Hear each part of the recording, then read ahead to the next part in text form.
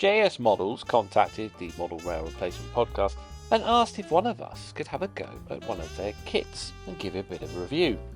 Well, as I am the kit builder of the two, I took on the challenge to build this lovely Canal Lock, and I'm going to talk you through how I did it.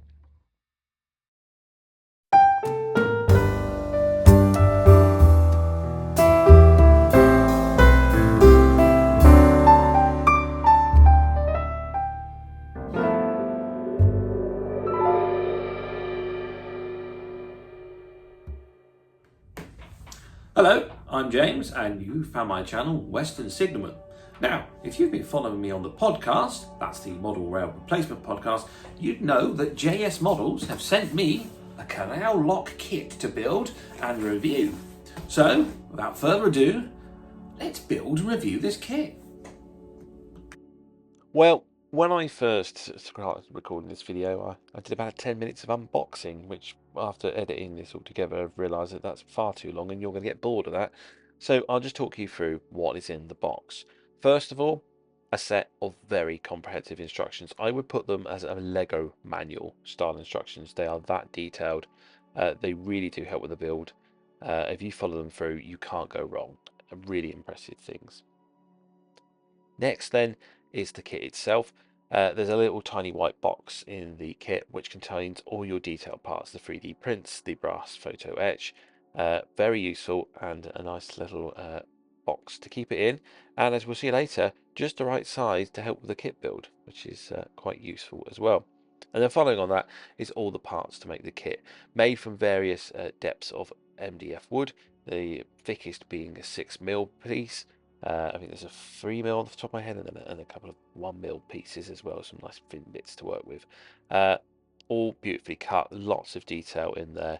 When you look at the paving slabs, you know, there's attention to detail such as cracks in them, so all impressive stuff. Once I'd made myself familiar with the parts and read through the instructions, it's time to move on and to start building this kit. We start off by removing the parts for the top basin.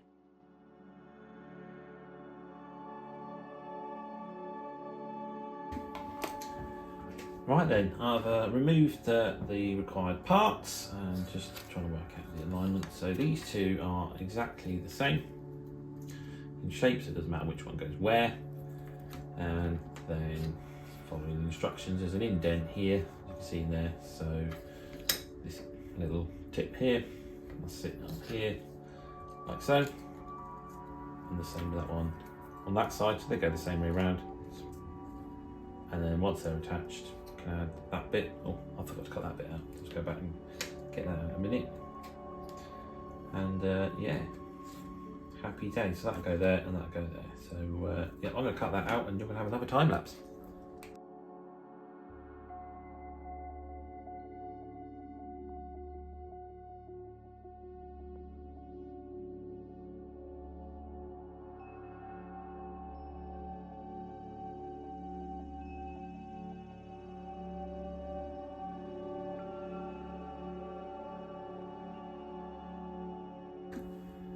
Right, that's the first bit done. Any bits you saw get knocked off is not the quality of the kit, it's more my clumsiness than anything else. So that's all that's happening there. Right then, next page. It looks like we're doing the main wall sections on the basin of the canal.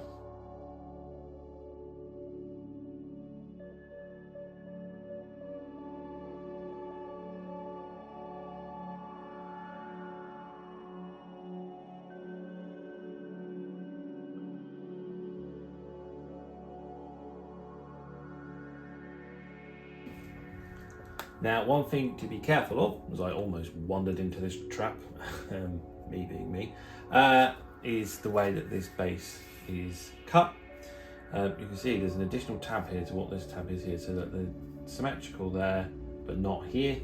It's different here, and again, the same for here. So I was just about to I had it that way round. I was about to put a load of glue along here, and then I noticed that it didn't quite match the instructions. So just always double check. That's why I should do a dry run first to make sure.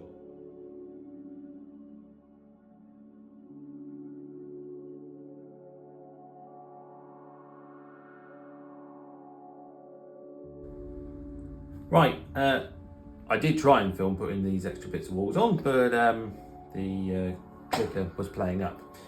So, but you ain't missing anything vital really. You cut them out, same as these, glue them on, happy days. And then we add this bit on from the first part. So just a bit of glue around there. Just do a dry fit, just test how it goes, work out where your glue's going to go. Nice little application of glue, which I realise and appreciate when I look back. I was doing it just off the camera, but I'm sure you're all capable of how to glue. And then what's quite useful is this little box that the parts came in. If you just put it underneath, that will just hold that up in just the right height. Hold that up in place while the glue cures and sets, so that it doesn't slip back and sort of lean away. So I'm just going to keep that there for a couple more minutes, just let that dry off, and then we'll move on to the next part. The next part is the water base for the top basin. Okay, I'm going to take you down for a video close-up, just to make sure that we follow this right. So this is the board for the water line, and it goes on here. Again, you may need something just to counterbalance whilst it's the glue setting, because it will drop like that. Obviously this is just a dry run, just to show you.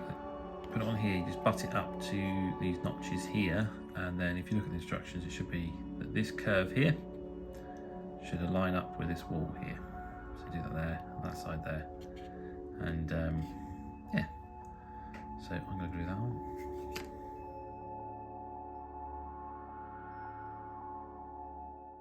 With the chamber walls complete, it's now time to add the paving slab sides. This is on the 6mm MDF spur, so we'll need a couple of passes with the knife to cut the pieces free.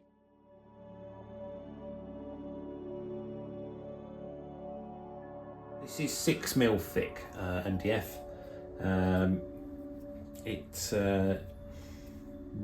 takes a little bit of pressure to cut those tabs out.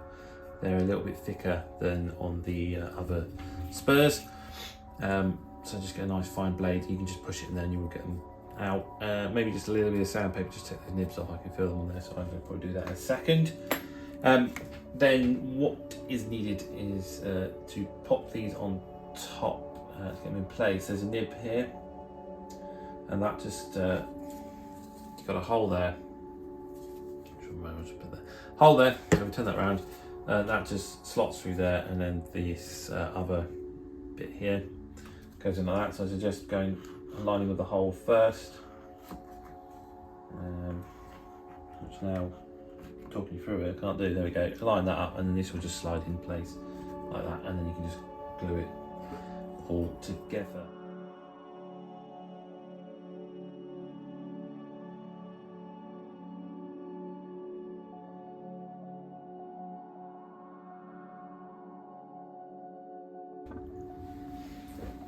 Okay, I was just putting the glue on to attach this, and I realised I've done something very silly.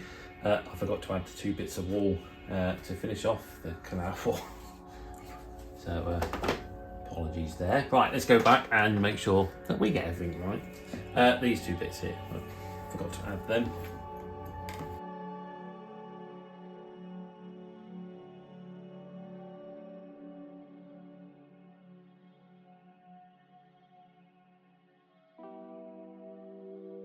Right then, so these actually just need a slot in here, and they get glued into place like that. And the same on that side, so it's not the end of the world. I'm glad I just realised there was a gap still there where there shouldn't be. So just going to glue them in. With the walls now actually finished and all parts in place, I can add the paving slabs. I just simply glue them down and then use clamps to either weight or clip them in place.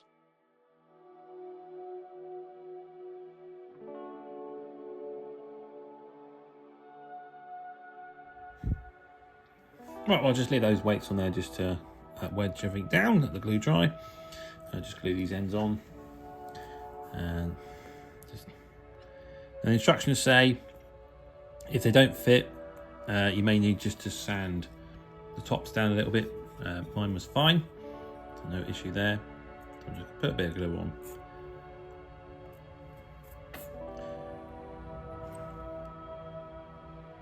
And we'll pop in place.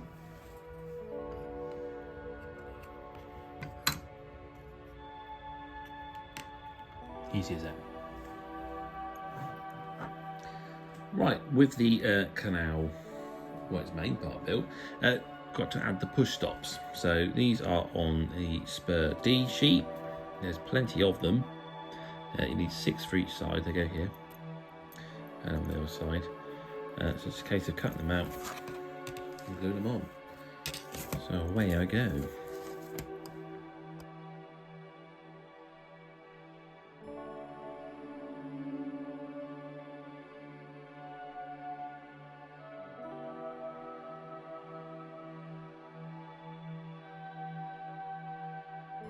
Right, there's only one job left to do on the canal basin, and that is adding the steps. So this set comes with 2 sets of steps, one on spur B and one on spur C.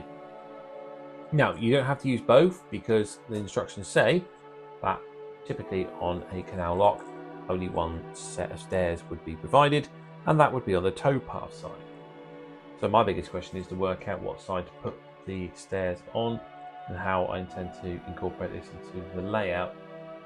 And I'm not really sure how it's going to be incorporated to the layout right now. I just know I would like to have a canal running beside the layout, beside the line, should I say. But I think it doesn't matter. I don't think it really matters. I can always get around it, whatever I do. So I'm just going to do one set of steps. And so yeah, the parts are on spur B, and then the steps themselves spur E. The lower steps are all one size, and there's a top step which is slightly bigger. So I'm going to cut these out, glue it together, and put it on.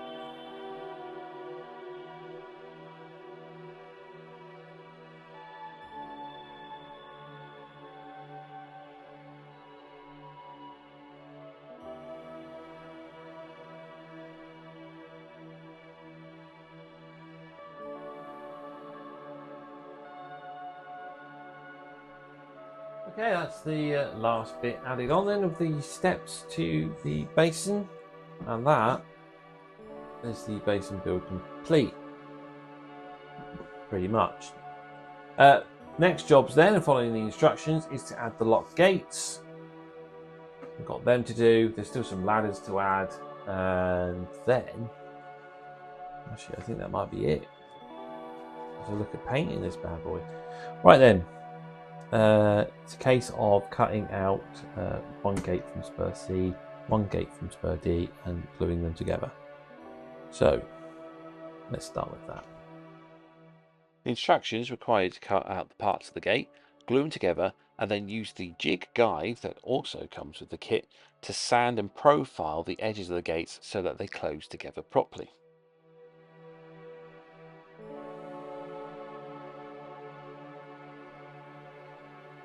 Okay, a little tip whilst I've been profiling this.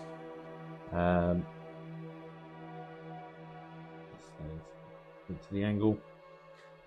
Actually found that planing it with the knife is probably the easiest way to get that angle. And because it's MDF, it planes quite easily. Just drag the scalpel blade along and just very gently just sort of scrape away until you get the shape that you want. So a little tip there for you. I could continue shaping these gates now. To help with the profiling, there are actually laser cut lines on the kit for you to follow so that you don't cut too deep or too shallow.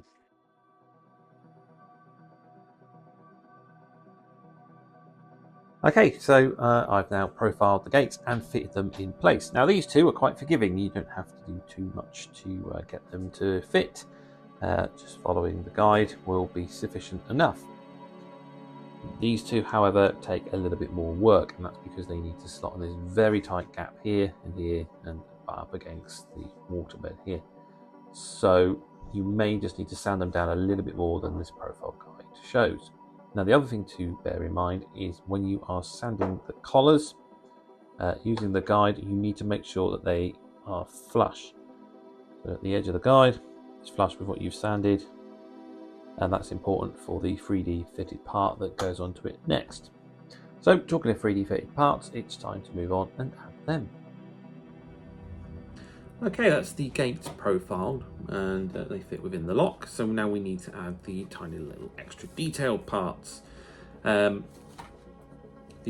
gate sluice mechanisms come on this 3D printed crate, which is cleverly protecting the fragile detail parts inside. They're also labelled left and right, so you know which is which. The two larger structures here, they go on the top gate, and then the other two pieces for each side go on the bottom gate. So I need to remove them, set them aside for when required, and then we'll start adding them to the gates. So I'm going to very carefully try and remove the parts. Well, as try as I might to be gentle, I managed to break almost every single part. But it turns out it wasn't my fault. I spoke to Jonathan at JSmodels about the issue, and it was discovered that the 3D prints had gone brittle. Jonathan says that anyone who has bought the Canal Lock since June 2024 to get in contact with JSmodels for replacement parts. He's also gone and changed all the 3D prints in the current stock of Canal Locks and has hoped to resolve the issue. Well, you can't say fairer than that for customer service. I think this shows how much Jonathan cares about his business and how much he wants you to enjoy the product. Okay, with some effort, I've got the 3D parts off the spurs. They are really frail and fragile, so you have to be ever so careful when you remove them. And as you probably saw, I didn't have a 100% success rate, but I did manage to find the bits that I broke off and glue them back on. So, first part then is adding these sluices to one of the larger gates, and it also requires some of the photo etch parts and the nickel silver wire that is provided. And it's a case of cutting the wire, joining it between the two 3D printed parts, and then gluing them on the top of the gate here. So let's start off with that.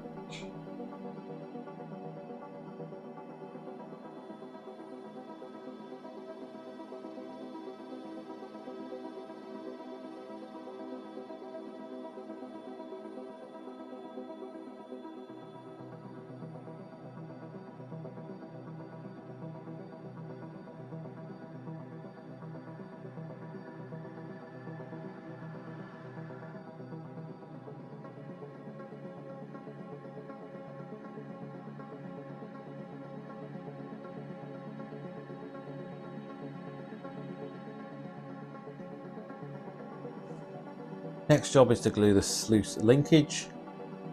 So this just comes off the photo etched brass. There's two of them, no one's there. It's just got to be glued underneath with the tooth facing inwards here. And it just pops in under there, under the 3D print. And it's glued on like that. Pop that in place. And then the final bit is to add on the collar, which is made up again of the photo etch parts, taking one of these bits and this and then curve it, bending it round, should I say. Should do that.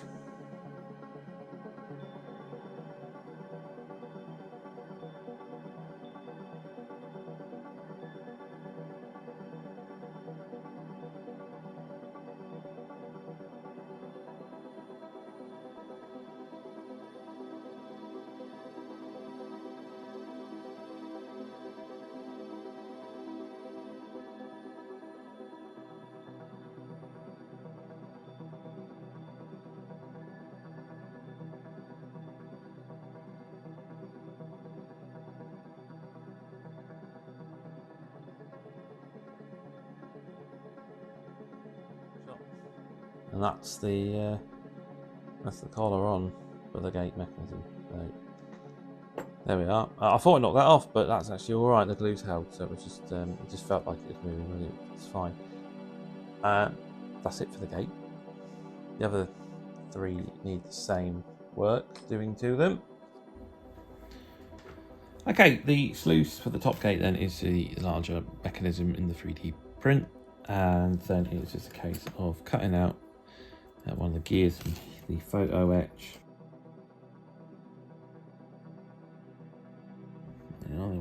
Let me just pay attention. There's a tooth side to it. It's very difficult to see in camera. There is a tooth side, and then following the instructions.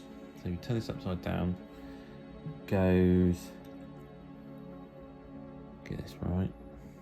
There's a hole in here, so the tooth goes sort of on the inside, so to speak. So you pop it in there, in the hole, and the tooth side is here on the inside. So that fits in there nicely. I'm just going to glue that in, and then it glues in place on the lock itself. So to add the mechanisms, there is an engraved slot on the canal basin itself, which is very handy. You may just want to run a file over the bottom of your 3D print just to make sure it fits in, which I have checked. Mine is fine. Just add a little bit of super glue, and then it just pops in there like that.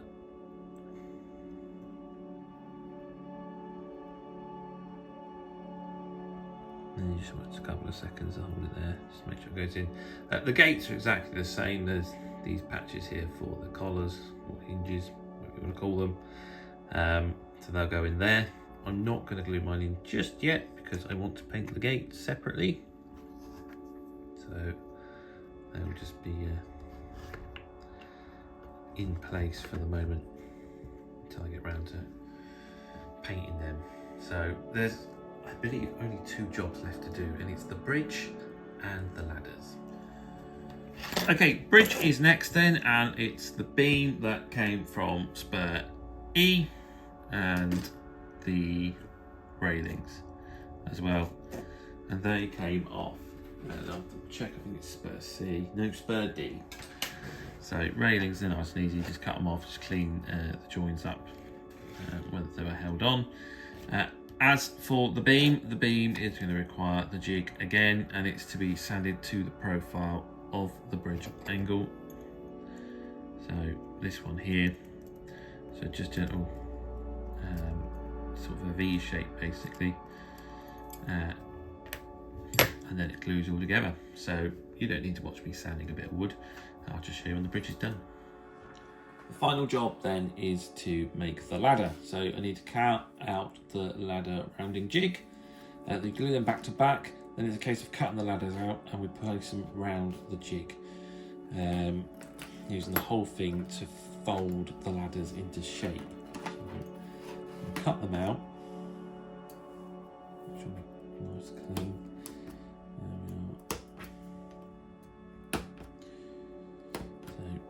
You can see that the bridge, I've just left the bridge to dry with the glue before attaching that to the canal lock.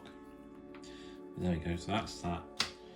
Ladder jigs cut out. I'm going to glue them together, I'm going to cut the ladders out, and I'm going to fold them around.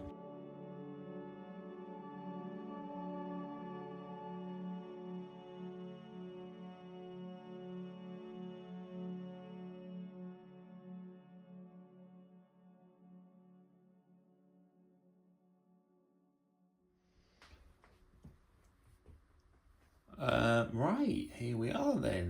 The canal lock is built and complete, sort of. I haven't glued the ladders in, I haven't glued the gates in, all for the purposes of painting. You're going to have real difficulty. If you glue that ladder in and try and paint behind, it's going to be a struggle. So they're all just loosely on there now, but that, you can see that's the completed ladder. Just take your time on them. They're very fiddly little parts on there, but if you use that jig, it's going to come out all right. So yeah, that is the kit built. I'm going to give it a coat of paint, but otherwise that's it. I think it's a great little kit. The 3D printed parts are probably the most troublesome parts on it. You just have to be so careful when you remove them, but now they're on, they look great. So yeah, let's give it some paint. Right, I've given the canal lock a spray coat of paint, starting with a white primer, and then for the base of the water I've used drab olive. The stonework is just a dark brown, and the gates are grey, and the ladders, I've finished them off in white. So they're all just sort of picked out in block colour. Now I need to get out my paints and finish off the process. This is the finished painted canal. You could do with some realistic water on the bottom, but I don't want to do that until it's installed on the layout. However, it paints really nice. I think it's come out really well.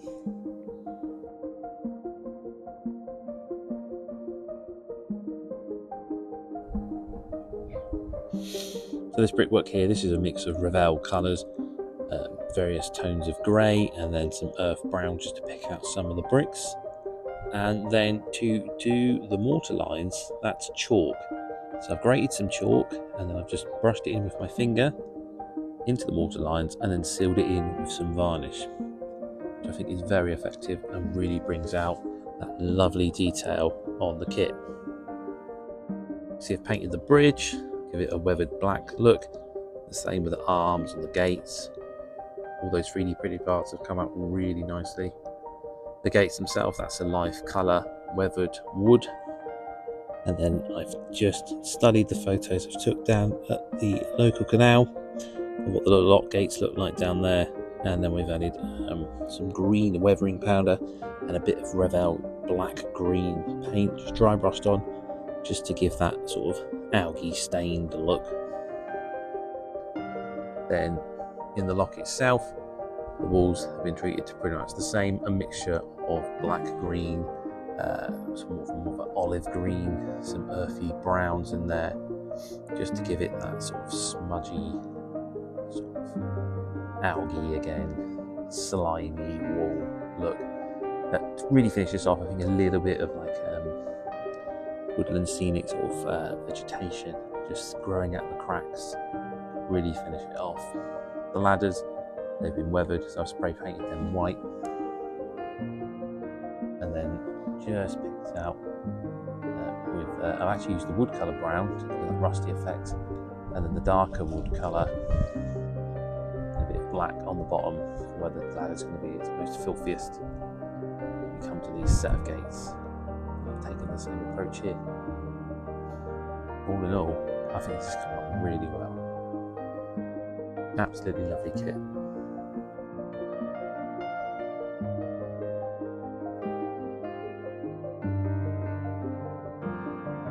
There we go. Well, I hope you've enjoyed watching this video. This kit was a delight to build. It's a real beast of a kit, but the components are great. They lock together beautifully. There's lots of detail. There's lots of thought put into it. I really did thoroughly enjoy building this, and painting it as well was an absolute pleasure. If you'd like to own one of these kits, there's a link down below, and you can go to the JSmodels website, which is jsmodels.co.uk. Or if you go and listen to the latest episode of the Model Rail Replacement Podcast, as of the 17th of March, you can find out how you can win a £75 gift voucher, simply listening to the Model Rail Replacement Podcast and following our instructions there. You can find it on this YouTube channel or indeed on Spotify. It's free, doesn't cost you a penny, so head over there and listen to that. All I can say is if you've liked this video, please click the like button. If you want to see more videos like this, then click the subscribe button, and hopefully I'll see you again next time. Thanks for watching.